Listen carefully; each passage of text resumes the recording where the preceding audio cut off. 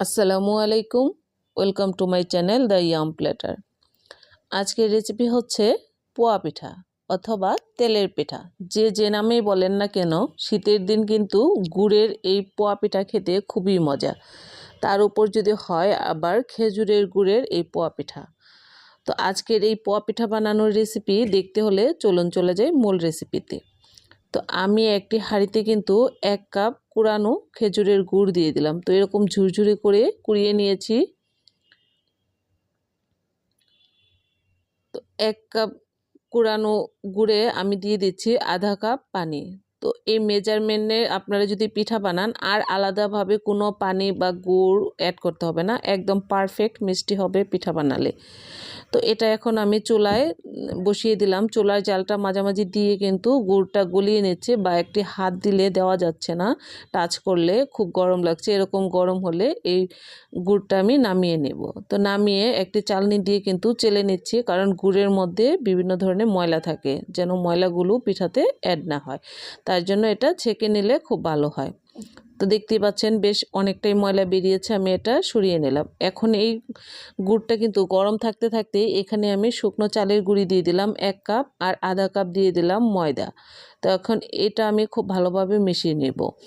এখানে কিন্তু আর গুড় পানি অ্যাড করতে হবে, কিন্তু আপনাদের চালের গুঁড়ি বা আর গুড় অ্যাড করতে হবে না। এখন শুধু আপনারা আপনাদের প্রয়োজন মতো পানিটা অ্যাড করে নিলেই হয়ে যাবে। আর এখন যে পানিটা আমি অ্যাড করব সেই পানিটা হচ্ছে সম্পূর্ণ ঠান্ডা।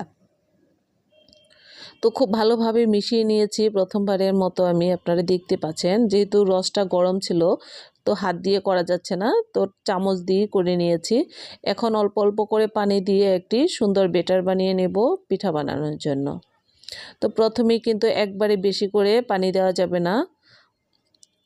আমি কিন্তু লবণ দিতে ভুলে গিয়েছিলাম, এখন সামান্য পরিমাণ লবণ দিয়ে নিলাম। মিষ্টি পিঠাতে কিন্তু একটু লবণ না হলেও পিঠার মিষ্টিটা কড়া লাগে না বা ভালো লাগে না, পানসে পানসে লাগে।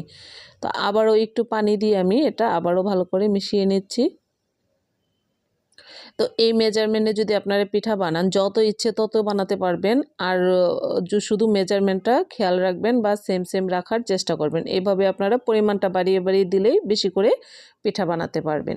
তো এটা আমি চামচ দিয়ে ভালো করে গুলিয়ে নেওয়ার পরে কিন্তু হাত দিয়ে 5 মিনিটের মতো এভাবে মেখে নিয়েছি, বা হাত দিয়ে এভাবে একটু একটু করে আপনারা আমাকে ভিডিওতে দেখানো প্রসেসে সেমভাবে করে নিলেই হয়ে যাবে। তো এরকম যখন হাত দিয়ে পিঠার এই ব্যাটারটা ঢালবেন উপর থেকে, তখন যদি দেখেন এরকম একদম স্মুথলি পিঠার ব্যাটারটা পড়ছে, তার মানে আপনাদের কিন্তু ব্যাটার রেডি। এখন আমি চলে আসলাম পিঠা বানাতে। তো একটি কড়াইয়ে বেশ অনেকটা তেল দিয়ে দিলাম, মানে ডুবো তেলে যেহেতু এই পিঠাগুলো হবে, তো তেলের পরিমাণটা একটু বেশি করেই দিতে হবে। তো এখন এখান থেকে আমি 1 চামচ করে ব্যাটার নিয়ে গরম তেলে দিয়ে দেব। তবে তেলটা ভালো গরম হলো কিনা এই বিষয়টাও আপনাদেরকে খেয়াল রাখতে হবে। তেলের গরমটাও খুব সুন্দর না হলে পিঠা ফুলবে না, বা বেশি গরম হলে পিঠা কুঁচকে যাবে। তো দুটোই সমস্যা, যার জন্য তেলের গরমটাও আপনাদেরকে খুব ভালোভাবে খেয়াল রেখে পিঠাটা বানাতে হবে। তো আমি একটু মিষ্টি চেক করে নিলাম, আপনারা দেখতে পাচ্ছেন আঙুলে আগাই করে একটু ব্যাটার মুখে দিয়ে চেক করে নিয়েছি। তো আমার মিষ্টিটা একদম ঠিক আছে। তো এখন আমি এখান থেকেও 1 চামচ করে ব্যাটার নিয়ে পিঠা বানিয়ে নিচ্ছি। তো গরম তেলে আমি পিঠাটায় 2 ইঞ্চির মতো উপর থেকে ছেড়ে দিলাম। তো এখন কিন্তু পিঠাটা সুন্দরভাবে ফুলে উঠবে। প্রিয় দর্শক, আজকে আমার এই রেসিপি ভালো লাগলে আমার চ্যানেলটি সাবস্ক্রাইব করবেন, আর পাশে থাকা বেল আইকনটি অন করে দিবেন। তাতে করে আমি যখন যে রেসিপি দিব সাথে সাথেই পেয়ে যাবেন। আর এই পিঠার জন্য কিন্তু আপনাদের চুলার জালটা একদম হাই করে রাখবেন না, মিডিয়াম করে রাখবেন, তাতে করে পিঠাগুলো খুব সুন্দরভাবেই হতে পারবে। আর গুড়ের পিঠা যেহেতু, তো একটু কালারটা ডিপ দেখাবে, এটাই স্বাভাবিক। এটা ভয়ের কোনো কারণ নেই। চিনি দিয়ে বানালে অনেক সময় সাদা হয়, গুড় দিয়ে বানালে পিঠার কালারটা একটু ডিপ হয়। তার উপর আবার খেজুরের গুড়ের কালার কিন্তু বেশ ডিপ হয়, আপনারা জানেন।